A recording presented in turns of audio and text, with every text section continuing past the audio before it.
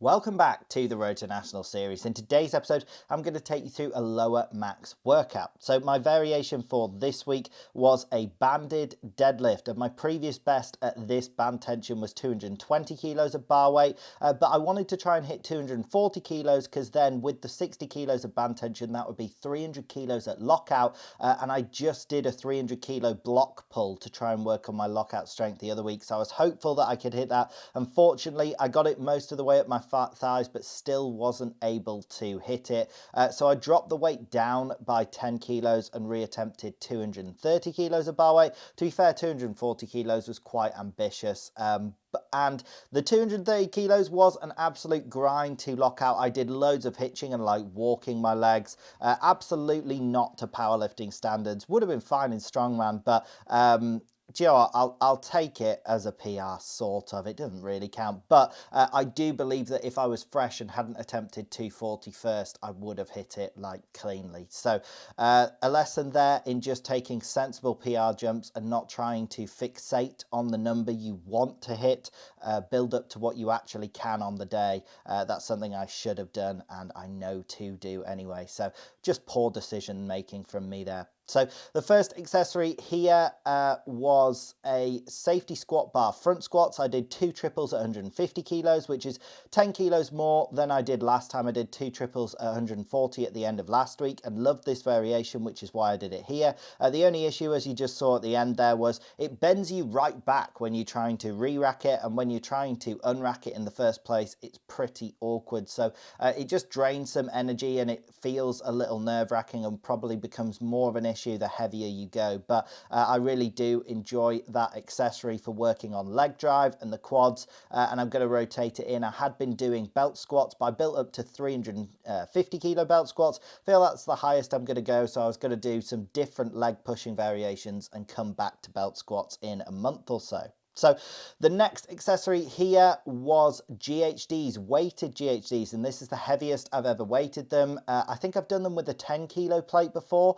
and got similar sets of 6. So I got 2 sets of 6 here, though with the 20 kilo plate. The hamstrings are feeling strong. This is a bit of a strength of mine in general as well. Like I'm almost 250 pounds body weight, but even with flat surface, like proper Nordic curls, I can do sets of like 5 body weight, which is probably my best strength feat, depressingly. But anyway, they went well with the weighted GHDs there, and happy with the hamstring strength. So the next accessory here was calf raises. So I did 150 kilo calf raises for 2 sets of 12. So last time I did elevated calf raises like this, at the end of last week, I had 140 kilos and I managed to get a set of 15, but then the second set, I only got a set of 12. So I knew here at 150 kilos, I was going to try and hit 2 sets of 12. Now, a while ago, I think I might have hit around sets of 12 or sets of 15 even on this weight. I don't think this is my all-time heaviest. However, off this elevated block and with calf raises in general, like you can do very different ranges of motion. You can sort of lean your body forward and take the tension off the calves a lot, or you can be much stricter. And I do feel like I've been doing like stricter form with the calves, making sure it's the calves getting me up and not me like leaning forward and sort of almost pulling on the rack as well to help get up. So although it might not technically be the highest number of reps I've got at that weight, I think I might have got a set of 15 before 150 kilos off that elevated block.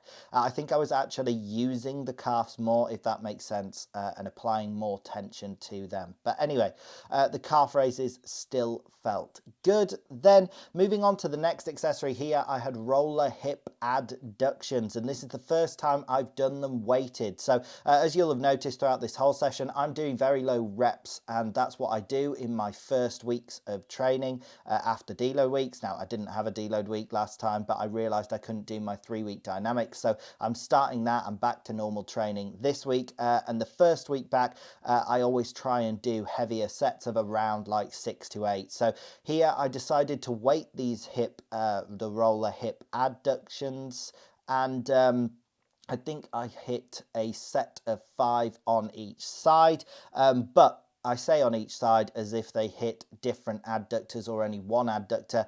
Each side targets both adductors. You're squeezing together with both legs, and right at the end there, it did feel like it was very hard on the adductors. There was a bit of a strain in my inner thighs, so I was slightly worried that I'd like pulled my groin or something at the end there, but I don't think I have. And 10 kilos is a very reasonable weight increment to add on. If you think that body weight is normally almost 250 pounds for me, like 110, 112 kilos, adding 10 is not a huge addition. So a reasonable jump there, and I was happy to successfully get 2 sets of 5 there. So moving on to the penultimate accessory here, what would normally be my last accessory is reverse hypers. So as always, I'm doing 150 kilos for 2 sets of 15, just trying to pump up the posterior chain and build up the GPP. Interestingly enough, recently these have started feeling much harder. I'm not sure if I'm doing like more range of motion or if I'm just thinking of contracting more and trying to control the weight a little bit more. I'm not sure that I am doing, but the reverse hypers have been feeling a bit more challenging recently, even though I keep it at 150 kilos for 2 sets of 15.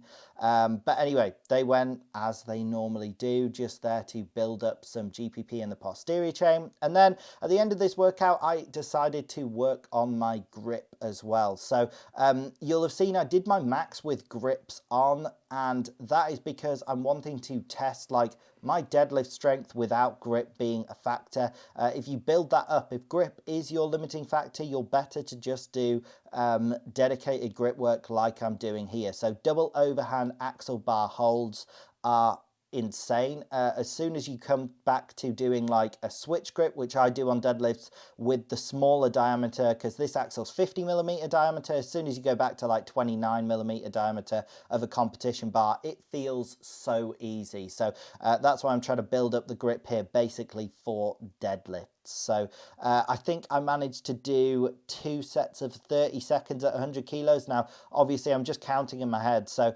sometimes when I say 30 seconds, it's like 25 seconds. Sometimes it's 35 seconds. In general, I'm quite good at counting and making the sets even. So that is it for today's video. I hope you did in fact enjoy the video. If you did, drop it a like, drop it a comment, subscribe, click the bell, all of that wonderful stuff. Thanks for watching to the end, and I hope you have a great day.